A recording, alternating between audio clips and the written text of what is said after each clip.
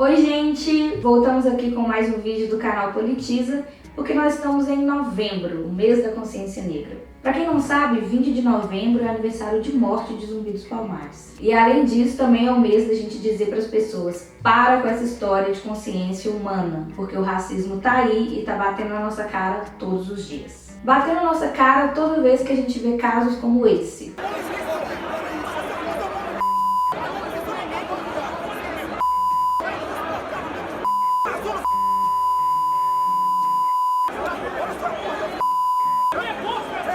Também como esse caso do militante do MBL que diz para uma cozinheira num restaurante: não coloca a mão em mim, sua crioula. Esse caso de uma vaga de cuidadora de idosos em que na divulgação da vaga diz: únicas exigências, não pode ser negras, gordas e precisam ter pelo menos 3 meses de experiência. Esses casos não aconteceram no passado. Esses casos aconteceram em menos de uma semana, em novembro de 2019, na cidade de Belo Horizonte. E sabe por que o racismo ainda existe? Por uma questão histórica, temporal e por falta de políticas públicas suficientes para acabar com ele.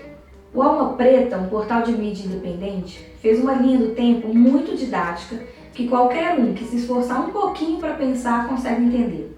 Então eu estou dizendo que tiveram 338 anos de pessoas que foram raptadas dos países africanos, trazidas para o Brasil e forçadas a trabalhos insalubres e extremamente degradantes. Pessoas que eram cotidianamente violentadas, privadas de qualquer atitude humana, pessoas que eram afastadas de suas famílias, de seus costumes e de suas tradições. Pessoas que tiveram seus nomes apagados, sua linguagem apagada, sua história e suas vidas apagadas. E isso por mais de 300 anos, por mais de 3 séculos. E às vezes na escola a gente aprende como se depois da abolição melhorou 100% a vida dos negros.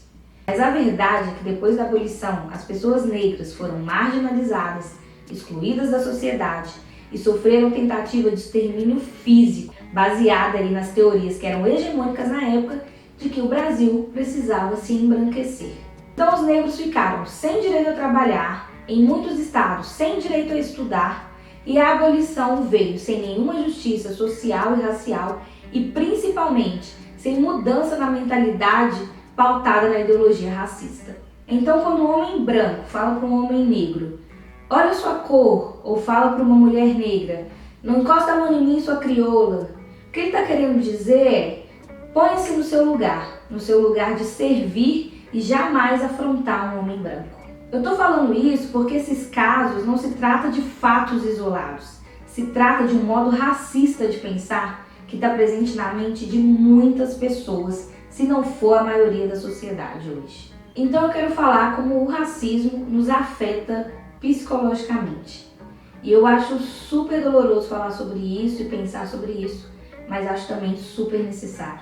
Alguns autores da psicologia, que eu vou deixar o link aqui na descrição desse vídeo, vão apresentar estudos que mostram como que essa violência racista, como a discriminação, a descredibilização e o preconceito mesmo, vão desenvolver prejuízos para as pessoas negras que vão desde baixa autoestima até desenvolvimento de transtornos psiquiátricos. E aliás, você sabe o que quer dizer a palavra autoestima? É o ato de se autoestimar, de se valorizar. E a questão que fica é: como que uma pessoa negra vai ter uma autoestima elevada se há 500 anos dizem que não somos capazes de nada? Escravizaram o nosso povo e depois disseram que a gente não era capaz de trabalhar.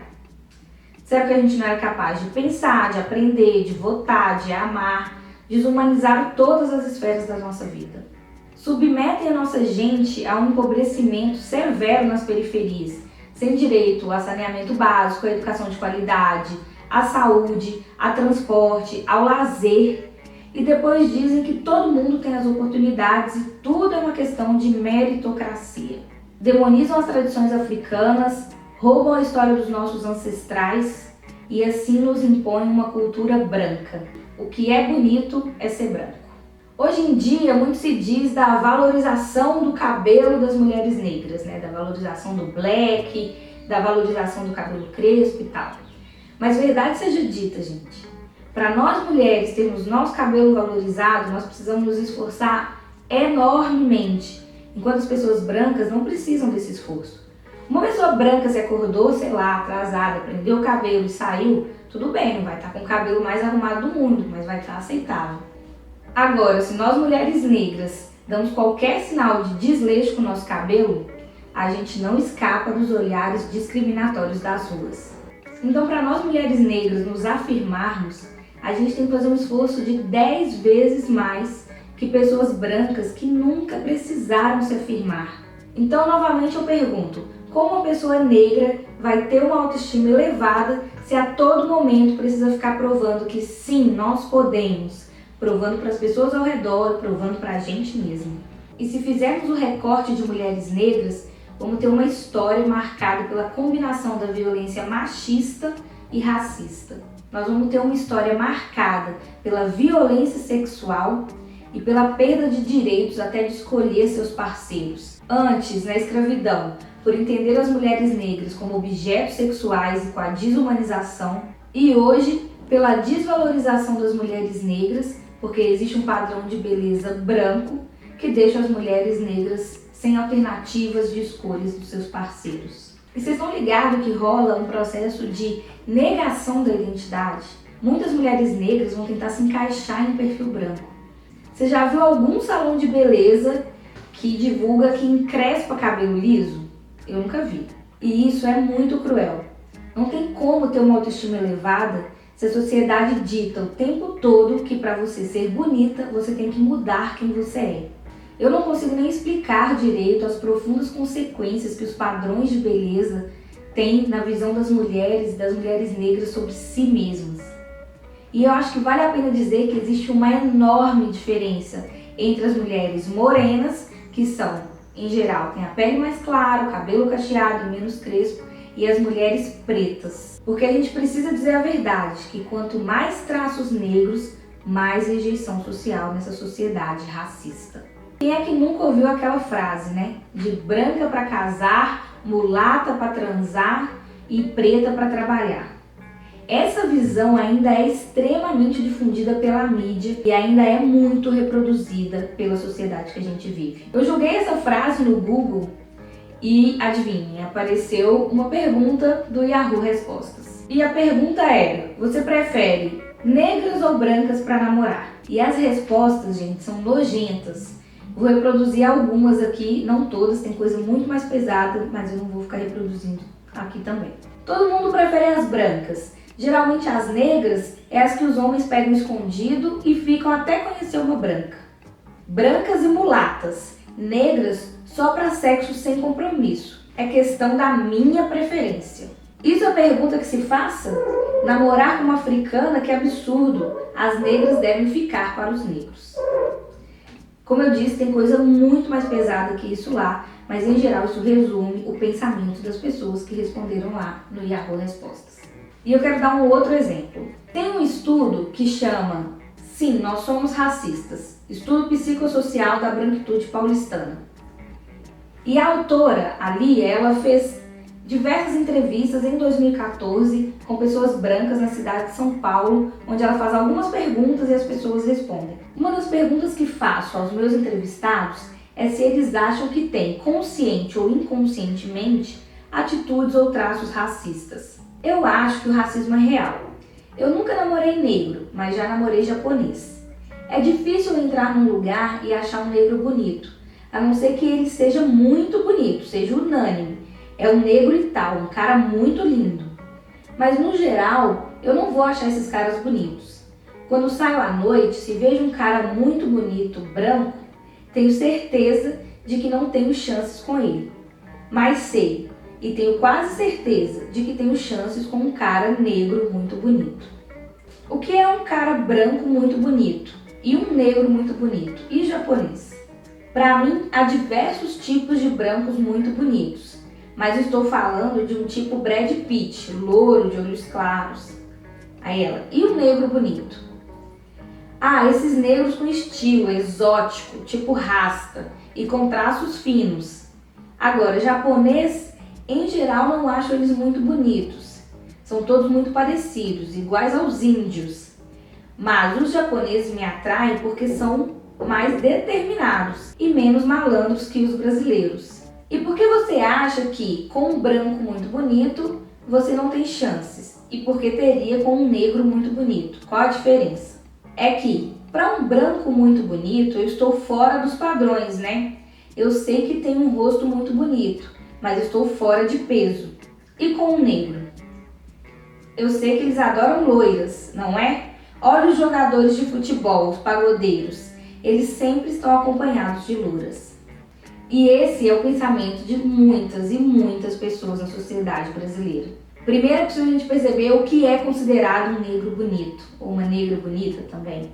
E segundo, mostra como que as pessoas brancas se sentem numa situação de muito privilégio na sociedade que a gente está. Aí você vai me dizer, Isabela, mas isso está mudando. Muita gente hoje acha pessoas negras bonitas, pessoas morenas bonitas, acham os homens pardos bonitos. E eu concordo que existe uma mudança. Hoje é até possível ver mulheres negras ou homens negros protagonistas de novela. Hoje é até possível ver os jogadores ou os pagodeiros namorando pessoas negras. Mas principalmente acho que isso está mudando porque hoje existe uma afirmação de mulheres e homens negros que, por exemplo, hoje já conseguem ser referências de beleza brasileira. Mas não podemos esquecer que além dessas pessoas serem poucas, o esforço que elas precisam fazer é enorme, muito maior que o das pessoas brancas que não precisam se afirmar para ser consideradas bonitas, inteligentes ou boas em qualquer coisa que fazem.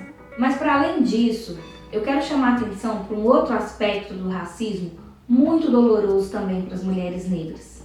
As mulheres negras são as que têm os menores salários da nossa sociedade e são a maioria entre as que chefiam uma família sozinhas. Então, na maioria das vezes, as mulheres têm que dar conta de tudo na família. Tem que dar conta de sustentar a família economicamente com muita dificuldade, tem que dar conta de sustentar a família emocionalmente, sempre cuidando dos outros, e também na saúde, tudo que diz respeito à família, as mulheres negras estão ali para resolver. E qual que é o valor que a sociedade dá a isso?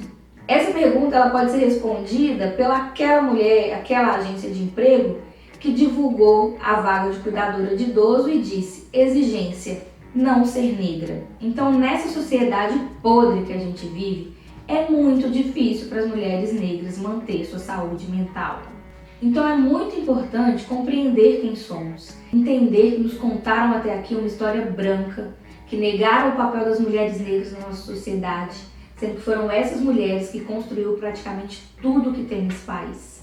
A Neuza Santos tem uma frase bem famosa que diz o seguinte: saber-se negra é viver a experiência de ter sido massacrada em sua identidade, confundida em suas expectativas, submetida a exigências, compelida a expectativas alienadas, mas é também e sobretudo a experiência de comprometer-se a resgatar sua história e recriar-se em suas potencialidades. A Neuza Santos, para quem não sabe, ela era psiquiatra, psicanalista e escritora. Entre outros livros, ela escreveu o livro Tornar-se Negro. E a Neuza, ela se suicidou com 60 anos de idade em 2008, sem nunca ter dado nenhum sinal de depressão. Então é muito importante a gente ficar atento à perversidade do silêncio dos efeitos do racismo sobre as pessoas. Em uma entrevista para o Nexo Jornal, também vai estar na descrição, a Mônica Feitosa Santana, ela escreveu na sua dissertação de mestrado uma tese que chama Muito Além da Cor da Pele. Nessa entrevista ela falou um pouco sobre os relatos das mulheres negras nas sessões de terapia. Ela disse que é comum nas sessões as mulheres negras relembrarem situações de discriminação que sofreram. E isso até quando conquistam alguma coisa. Por exemplo, quando são promovidas no seu emprego, elas vão lembrar de casos da escola ou outros casos quando disseram para elas que elas nunca seriam ninguém, nunca iriam conseguir nada e tal.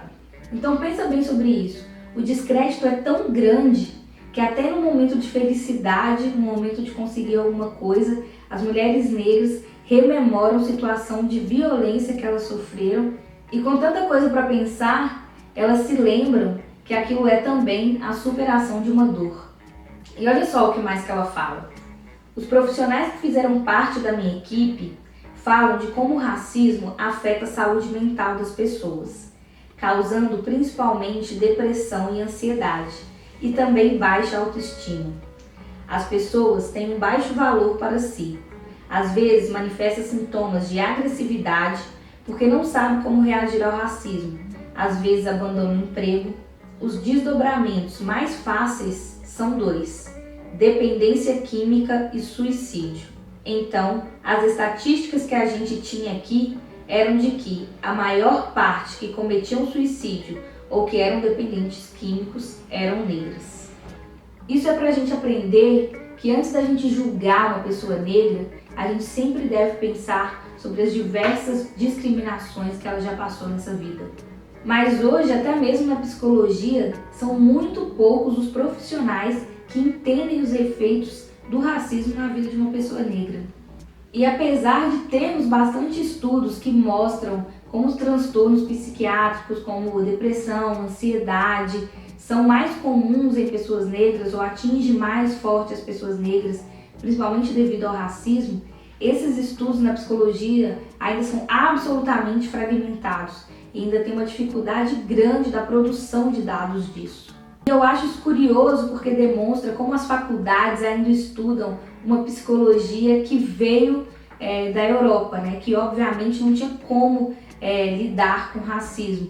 Mas como que a gente estuda psicologia no Brasil sem entender as marcas do racismo que atingem a maior parte da população brasileira? Como que se estuda a psicologia no Brasil sem pensar na nossa história racista, na cultura racista que se gerou disso e no racismo que se perpetua até hoje? E enquanto a gente negligencia esse assunto, 60% dos suicídios são cometidos por pessoas negras. Pensemos nisso na nossa prática cotidiana com pessoas negras e lembremos das palavras da Neuza Santos. Saber-se negra é também e, sobretudo, a experiência de nos comprometer a resgatar nossa história e nos recriar em nossas potencialidades. Nós não trocaríamos quem nós somos para viver melhor em uma sociedade racista. E essa sociedade também não pode significar uma anulação de quem nós somos. Quando nós reconhecemos e reafirmamos quem somos, quando nos valorizamos, quando nos autoestimamos, estamos também exigindo o valor que realmente temos. Eu tenho certeza que tem muita gente precisando saber sobre os efeitos do racismo nas pessoas, na sociedade que a gente vive hoje. Então, vamos compartilhar esse vídeo, curte aí no joinha, comenta a sua opinião sobre isso e não deixe de se inscrever no nosso canal.